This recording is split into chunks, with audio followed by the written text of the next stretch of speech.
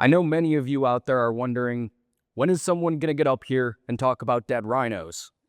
I'm happy to tell you the wait is over. My name is Joe, and I'm here to talk to you today about a new skeleton of the extinct Appalachian rhinoceros.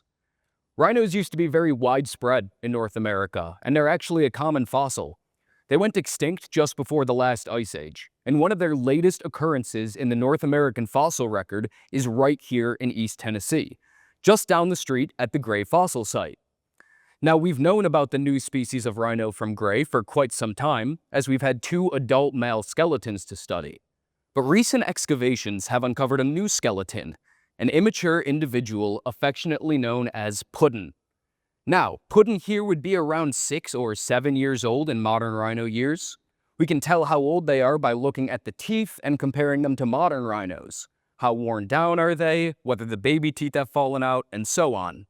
So this age would correspond to after being a juvenile, but before the onset of adulthood, hence the name Subadult.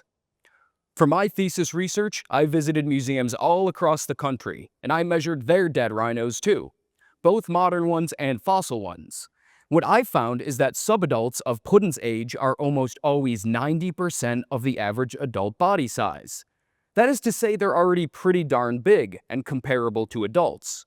But Puddin', on the other hand, clocks in at only about 70% of the average adult body size, smaller than we'd expect for a rhino of this age. I had a few hypotheses as to why this might be. Could Puddin' be a female? Could Puddin' be a different species altogether? But I didn't find a lot of evidence supporting those hypotheses. What I did find were clues in the teeth. As you can see here, Puddin' has a strange dental defect known as enamel hypoplasia. Enamel hypoplasia may manifest as pits or grooves in the teeth, and it's thought to represent a period during tooth formation when physiological growth is disrupted. Because we know when teeth develop in modern rhinos, we can infer that the stress on Puddin' would have occurred sometime around birth but before weaning. But it's not always well understood what causes this physiological stress. One hypothesis is that it's related to malnutrition. And malnutrition can also delay growth and reduce skull size. These are all things that we see going on in Puddin', so that very well may be what the case was here. Now, why does any of this matter? Well, it's important to study extinct animals, especially rhinos, whose living relatives are so endangered and in need of conservation efforts. So unless we want modern rhinos to go the way of the Appalachian rhinoceros, it's important to understand the developmental stresses that may have been on their ancestors who could not make it here today.